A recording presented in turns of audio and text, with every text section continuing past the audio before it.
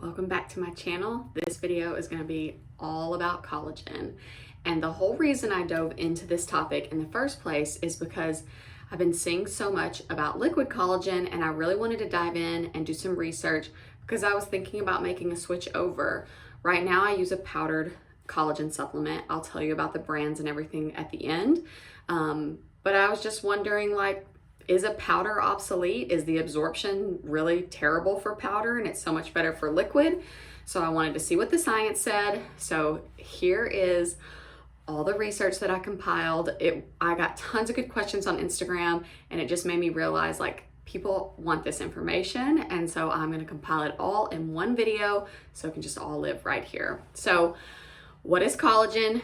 Who really needs to take it? Do we really even need a collagen supplement? What are the benefits?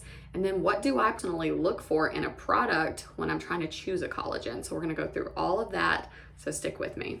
Collagen is the most abundant protein in our body. And there's 28 different collagen types of collagen in our body, but 90% of those are type 1, 2, and 3. So those are the three that we're gonna focus on today, since that's what comprises most of what our body has. Collagen is the most abundant protein in the body. About 90% of our protein is collagen of some sort. And like I said, 1, 2, and 3 are the most abundant. Who needs collagen, or why do people take it as a supplement? I'm sure you see all kinds of things about skin health, hair, nails, joints, etc. Okay, so between the ages of about 25 and 30, our natural collagen production starts to decrease by about 1% every year. So if you do the math, by the time you're about 50, your collagen production is slashed in half. And our collagen is what makes our skin look radiant, elastic. So when that collagen production decreases, that's when we get some signs of aging. Collagen production can also be reduced by high levels of stress. Hello, that's most of us.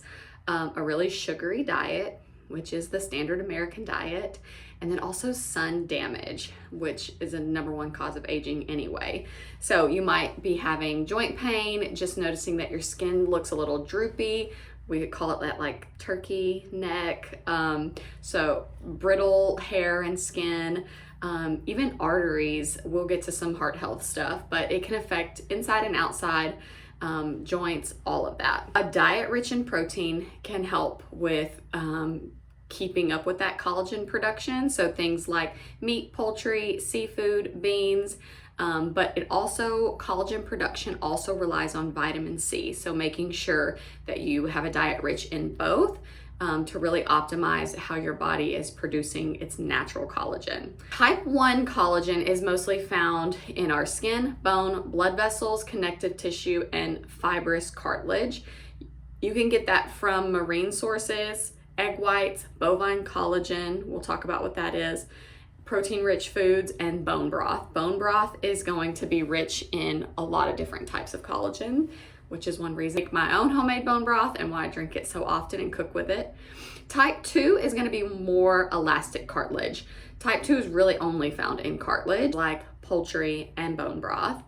Type 3 we're going to find in things like muscle, organs, and blood vessels. So the type 3 collagen is the second most prevalent. Type 1 is our most prevalent. Type 3 is our second most prevalent. So that's what you're gonna find in most collagen supplements, or that's what you should prioritize because that's what our body is made most of. Type 3 is also abundant in the intestines, but there still needs to be more research on how that affects gut health and things like intestinal permeability, which is still kind of a controversial term. It's more recognized in the functional medicine space, but in conventional medicine, doctors think there's no such thing as leaky gut. So it just depends on, that's a whole nother video. So more research needs to be done there, but you can find type 3 in bovine collagen, protein-rich foods, and of course bone broth again. Collagen is not a complete protein. What does that mean? It means that our body has 9 essential amino acids that it cannot make on its own, that we have to get from an outside source. And collagen does not contain all 9 of those. It does not contain tryptophan. So the 9 essential amino acids are phenylalanine, valine, tryptophan, threonine, isoleucine, methionine, histidine, leucine, and lysine. No matter if you're getting like a bovine or a marine source of your collagen, it's not going to contain all 9 of the essential amino acids, tryptophan being one that most would not contain. So collagen cannot replace all of your protein intake since we can't get everything we need from it, but it can help you reach your protein goals for the day. So keep that in mind. You still need to be eating a protein-rich diet. What are some different types of collagen? So most are hydrolyzed, which means they are broken down into smaller amino acid or peptides that are easier for our body to absorb. And you've probably heard of gelatin, and maybe you're wondering what's the difference in collagen and gelatin. So collagen is typically hydrolyzed and broken down. Gelatin is not hydrolyzed, so it's like the full form of collagen. And then on the market, you're gonna see powders, liquids, and capsules. And this is where I was diving in to figure out which one's best. Bovine collagen is from cows, and it's gonna be mostly types 1 and type 3 collagen, which are the most abundant in our body. So that's a really optimal source to get our collagen. Marine collagens are gonna be mostly types 1 and type 2. So if you have a lot of joint issues, that might be good.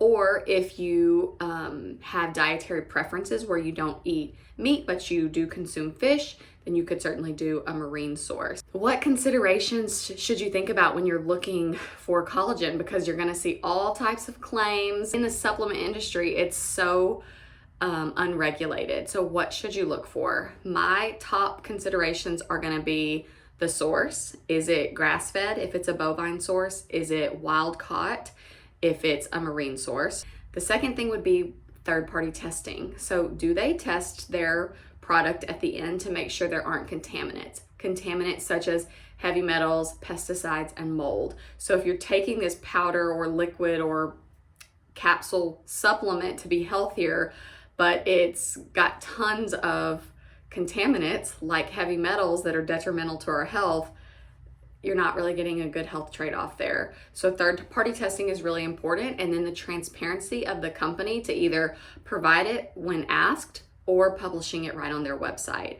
Finding a company that's a B Corporation, to me, is gonna be kind of a priority. So a B Corporation is gonna put equal emphasis on people, profit, and planet, so you know their standards are already higher. So if I see a company that's a B Corp, they're already kind of a step ahead. So I'll talk about a few companies that I trust and love, and they are certainly B Corporations. The next thing is bioavailability, and this gets really tricky because I keep hearing these statistics on the internet that 90% of liquid collagen is absorbed and only 30% of powder. And so I did a lot of digging, and I can't find those numbers in any research article. So if you know where that research article is, please send it my way. I would love to read the actual study. I read a study that said that about 74 to 85% of gelatin is absorbed, and gelatin is in a powdered form. Gelatin is not even hydrolyzed. So in my thought process, a hydrolyzed form of collagen would absorb even better than gelatin, which is the full protein form. So I haven't found any data that shows that liquid absorbs better than powder. And if you have a powdered supplement and you're putting it in your coffee or your smoothie or wherever, you're turning it into a liquid form. So I'm not sold that liquid absorbs better, but I'm open. I have an open mind to read the research if I'm wrong here. So I would love for you to send it my way if you know otherwise. The next thing I consider is grams per serving. So a lot of the liquid brands that I saw they'll put it in milligrams. So it looks like you're getting this huge serving size, like 7,000 milligrams of collagen. That's 7 grams. That's not very much.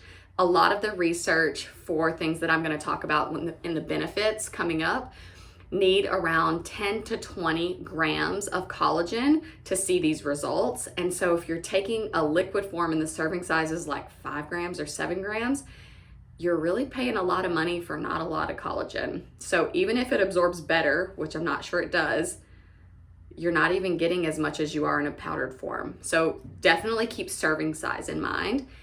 The next thing is cost, because cost matters, and most of us don't have an endless bank account.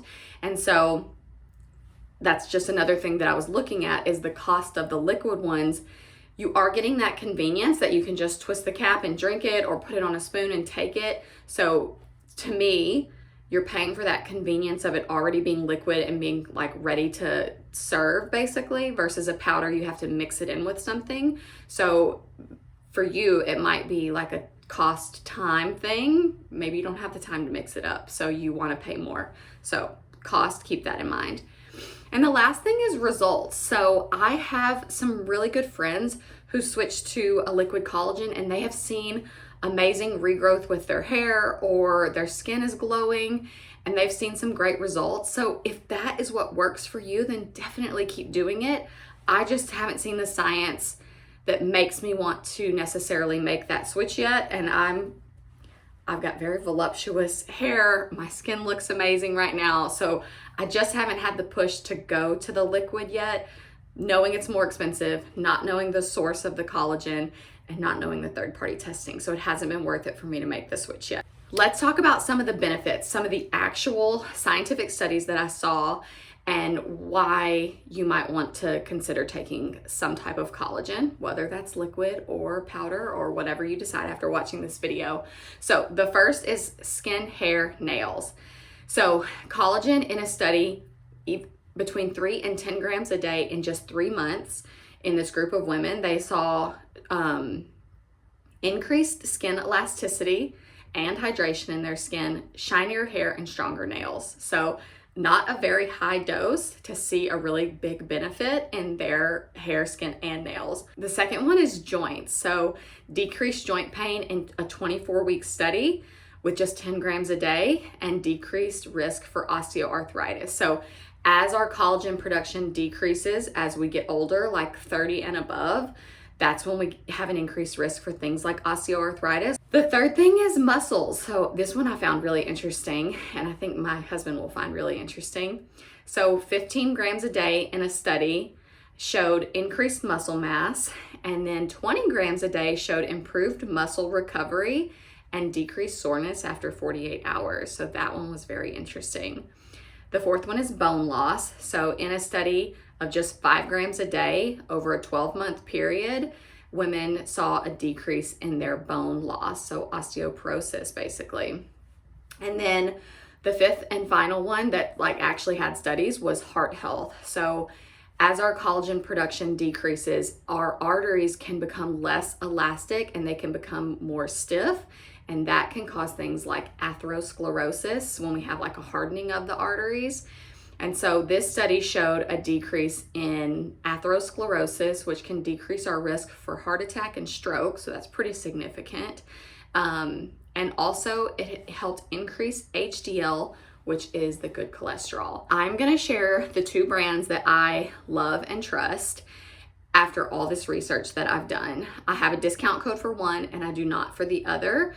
So you can rest assured knowing that I am not recommending these brands just because I have a discount code. I really love both, and I kind of switch back and forth just depending on maybe my budget for the month or if the company sent me a bag, etc. So the first is Needed, and that's the prenatal brand that I take, but they also make a collagen. It's a B Corporation. It's grass-fed. They do third-party testing. They will share the results of their third-party testing with you to show any kind of contaminants or the lack of contaminants. And it's just a really high-quality bovine source. So that's going to be mostly types 1 and type 3 collagen, which is what comprises most of the collagen in our body. I have a 20% off code. It's the Paleo Dietitian. I'll put it down in the description box at the bottom. But cost-wise, it's about $42 a month, which is significantly cheaper than some of the liquid collagens that I have found. And if you use my 20% off code, that is for your first 3 purchases or your first 3 subscriptions. It's cheaper if you do a subscription, and you can cancel anytime, so that's kind of a no-brainer. So it brings it down to like $34 a month. So not bad, especially for all those health benefits. And then the other brand that I really love and trust is Thrive Market. That is a subscription service if you haven't heard of it before. I use it. I normally order about once a month from Thrive, mostly for pantry staples. What I love about Thrive is they have an option to kind of check what you need. Like I do gluten-free, dairy-free, soy-free, and then it only shows me food items that are gluten-free, dairy-free, soy-free. They are grass-fed, and I know that Thrive Market is a B Corporation, 2 things that I look for. but I'm not sure about their third-party testing. I reached out to the company, I got on chat with them, and they're gonna get back to me via email. So I will follow up once I hear back from them and let y'all know about third-party testing. So for now, I'm gonna stick with Needed because I know that they're the most tested, but if I find out that Thrive also does good third-party testing, I will let you know. So Needed is my #1 brand that I love right now. I drink it almost every day. You can just add it to your coffee. It's tasteless. I also add it to my smoothies, which I give to Brooks and my husband. So it's a brand that I really love and trust.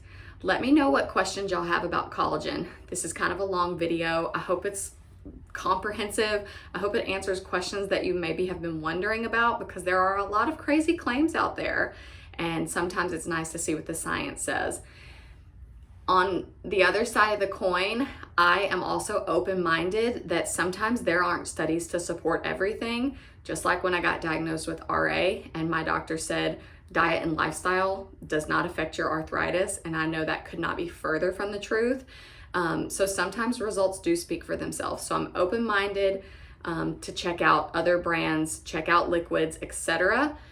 I just want to make sure I know it's coming from a good, healthy source, and that third-party testing is there, especially while pregnant, 36 weeks currently.